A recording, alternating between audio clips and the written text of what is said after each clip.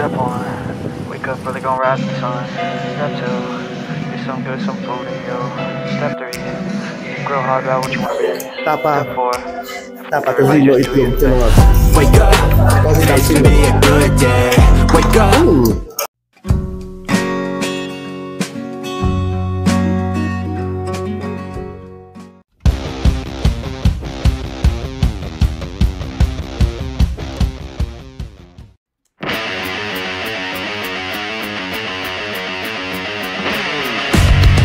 So what is up mga detective, dahil may Paris Retiro na dito sa Pasig ay pinuntahan namin to. As usual, lalaman kami at tatakawin na naman namin kayo. Samahan nyo kami, let's go!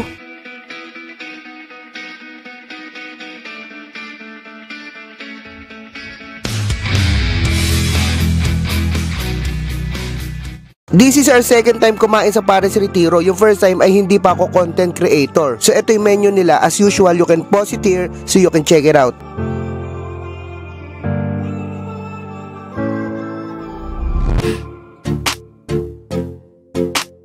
Montage.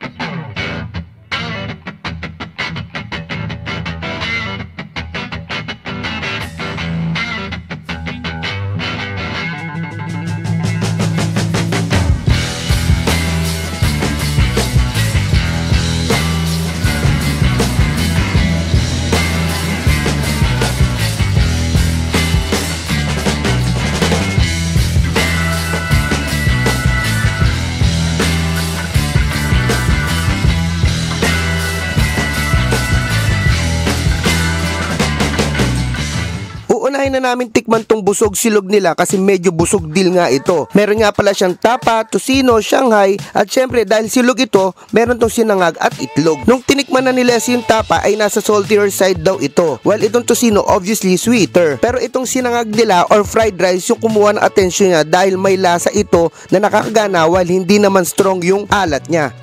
Shanghai.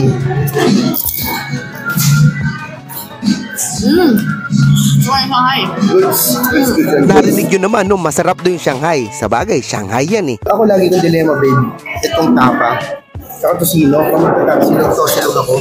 So, kailangan ko mamili. Ito magkasama na. So, ako unahin ko. Siyempre, yung tapa. Tapa lang muna, tapa. Tapa muna. Tapa muna. Ayan. Ayan. Hindi. Matabang. Ano ba yung tapa nila? May konting ang alat. Ito nga. Huli na nag-kick yung alat nung nakagat ko na ito at medyo salty nga ito ng konti. Okay. Ayun, itong tocino. Ayun, itong tocino.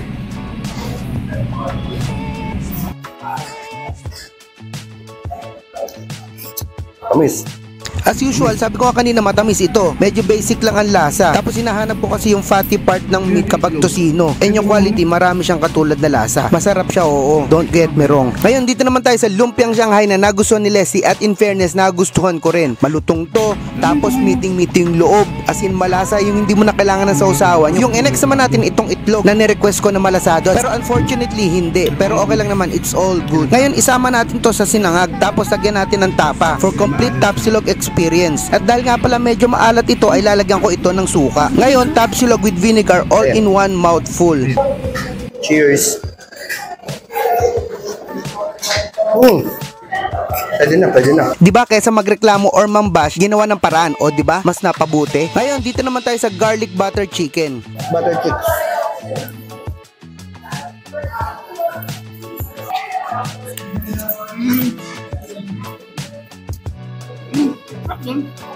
Sarap din, mura lang yan. 25. Sarap din. Sama ice yan. Bali 105 pag sama ice.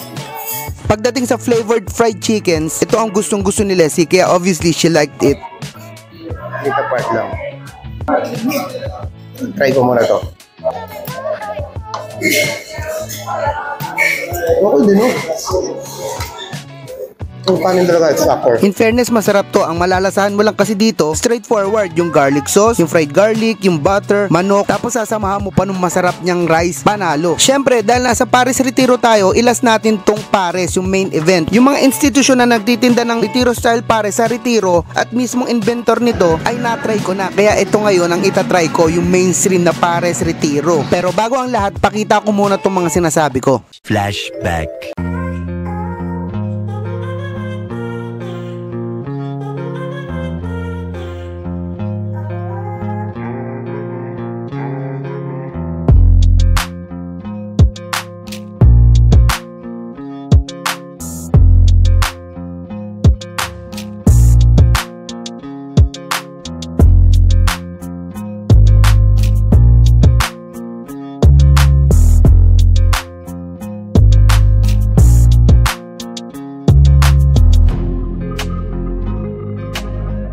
End of flashback. Ngayon, dito na tayo sa Pares Tendon for our main event.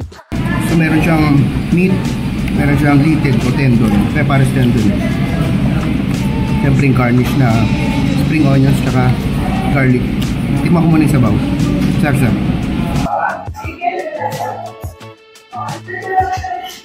Siyempre as usual, Pares Retiro. Matamis, konting alat.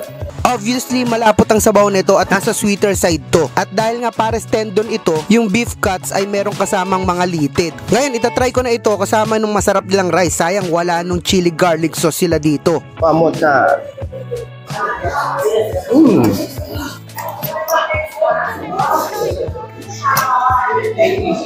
Winner. Mahilig ako sa Retiro style Pares kaya nagustuhan ko ito. Hindi man siya katulad sa mga original na balanse ang tamis, alat at beefy flavor, ay craving satisfied naman ako dito. Ngayon, si Leslie naman ang magta-try nito.